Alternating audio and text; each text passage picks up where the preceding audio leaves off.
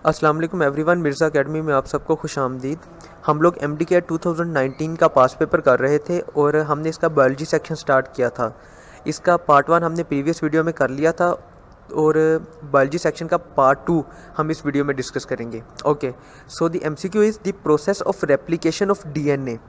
DNA की replication का जो प्रोसेस है बिगन्स एट, वो शुरू कहाँ से होता है? तो वो शुरू होता है one or more places where there is specific sequence of nucleotides. एक या एक से ज़्यादा जगहों से वो स्टार्ट हो सकता है, लेकिन वहाँ पे एक कंडीशन क्या है कि स्पेसिफिक सीक्वेंस ऑफ न्यूक्लियोटाइड्स होना चाहिए। Okay, the next is amino acid attaches eight which site of RNA. Amino acid जब आरएनए के साथ मिलता है तो उसकी कौन सी साइट पे जाके मिलता है?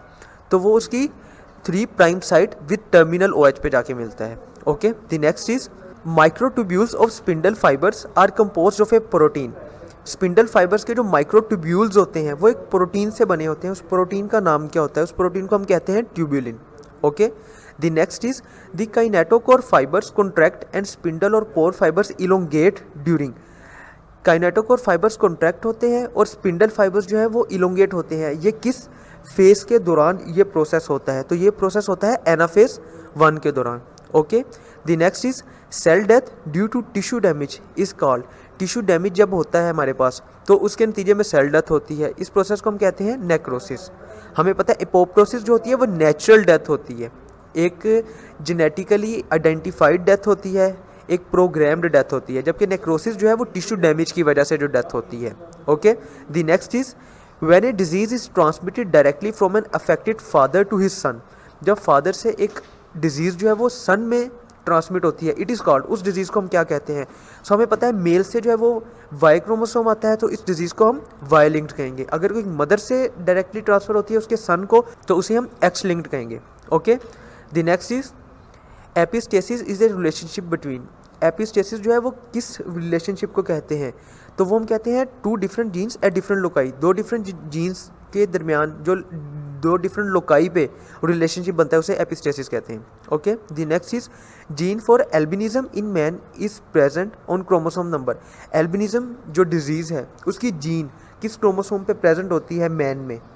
तो वो प्रेजेंट होती है हमारे पास 11th नंबर पे। Okay, the next is gene can be synthesised in laboratory from messenger RNA by. Messenger RNA से हम दोबारा जीन बना सकते हैं लेबोरेटरी में। इस प्रोसेस को हम लोग क्या कहते हैं? इस प्रोसेस को हम लोग कहते हैं रिवर्स ट्रांसक्रिप्टेज। ओके, ट्रांसक्रिप्शन में क्या होता है? डीएनए से आरएनए बनता है और आरएनए से दोबारा डीएनए या जीन बनेगी, उसे हम कहेंगे रिवर्स ट्रांसक्रिप्टेज के जरिए वो बनता है, उसे हम रिवर्स ट्रांसक्रिप्शन कहते हैं। Okay, the next is antibiotic resistance gene for tetracycline and ampicillin are present in the plasmid. Antibiotic resistance gene जो है वो किस प्लाज्मिड में प्रेजेंट होती है? तो वो हमारे पास होती है PCR 101 में।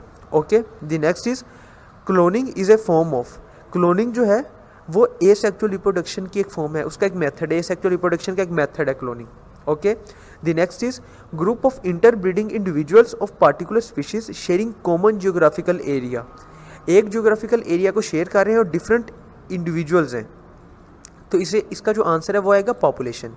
Okay, the next is which of the following proteins is common in man and aerobic bacteria. Man और एरोबिक बैक्टीरिया में कौन से प्रोटीन्स जो हैं वो कॉमन हैं?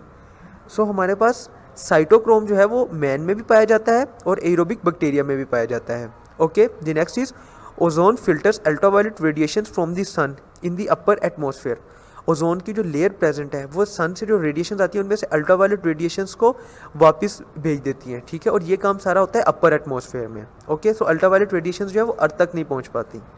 The next is a parasite living inside body of the host is called. एक parasite जो कि होस्ट की बॉडी के अंदर रह रहा है उसे हम कहते हैं एंडो पैरासाइट। एंडो का मतलब होता है इनसाइड और parasite parasite. Okay, the next is an association between 2 organisms benefiting both. एक ऐसा एसोसिएशन जो 2 ऑर्गेनिजम्स के दरमियान बनता है और दोनों एक दूसरे को फ़ायदा दे रहे होते हैं, इस तरह के जो रिलेशनशिप है उसे हम कहते हैं symbiosis. Okay, the next MCQ is in aquatic ecosystem human activities में एक्सेलरेट द प्रोसेस ऑफ। इन एक्वेटिक इकोसिस्टम में ह्यूमन एक्टिविटीज़ किस प्रोसेस को एक्सेलरेट कर रही हैं? ह्यूमन एक्टिविटीज़ में क्या आता है कि ह्यूमंस जो हैं अपने वेस्ट प्रोडक्ट्स जो हैं, अपनी फैक्ट्री के वेस्ट प्रोडक्ट्स जो हैं वो इक्वेटिक इकोसिस्टम में एंटर कर रहे हैं, वो उसको वाटर में एंटर कर रहे हैं, तो उसकी वजह से कौन सा प्रोसेस जो है वो एक्सेलरेट हो गया है, तो वो हो गया है यूट्रोफिकेशन का। Okay, the next is berry is due to, berry जो डिजीज़ है वो किसकी वजह से होती है, वो होती है हमारे पास न्यूट्रिशनल डेफिशिएंसी की वजह से। अगर खाना पूरा नहीं मिल रहा तो बेरी डिजीज़ होने का खतरा है। Okay, the next is the natural heat energy trapped underground, ज़मीन के नीचे जो एक हीट एनर्जी ट्रैप हो चुकी है उसे हम कहते हैं geothermal energy. Okay, the next is which of the following is the lowest level of biological organisation with respect to others, lowest level of biological organisation जो है वो क्या है, देखें बायोस्फीयर ये भी बड़ा है, स्पीशीज़ ये भी एक बड़ा है, और पॉपुलेशन भी बड़ा है। सबसे जो नीचे है वो है multi cellular organism.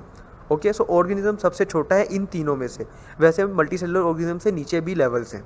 Okay, the next is when an electron pair is shared between two atoms, दो एटम्स के दरमियान जब एक इलेक्ट्रॉन का पेयर शेयर हो जाता है तो हमारे पास कौन सा बॉन्ड उनमें बनता है, तो वो हमारे पास हाइड्रोजन बॉन्ड बनता है। Okay, the next is the first microbe to have the genome completely sequenced and was published on July 28, 1995। जुलाई 28, 1995 को किस माइक्रोब का पूरा जीनोम जो है वो सीक्वेंस भी कर लिया गया था और उसे पब्लिश भी कर दिया गया था, तो वो हमारे पास हुआ था हीमोफिलस इन्फ्लुएंजा का।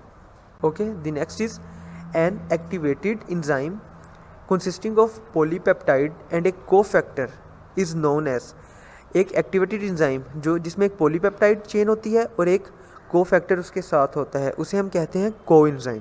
Okay, the next is in prokaryotic cell wall strengthening material, prokaryotic cell में सेल वॉल को जो चीज़ स्ट्रेंथन करती है उसे मजबूती देती है उसे हम कहते हैं पेप्टिडोग्लाइकेन।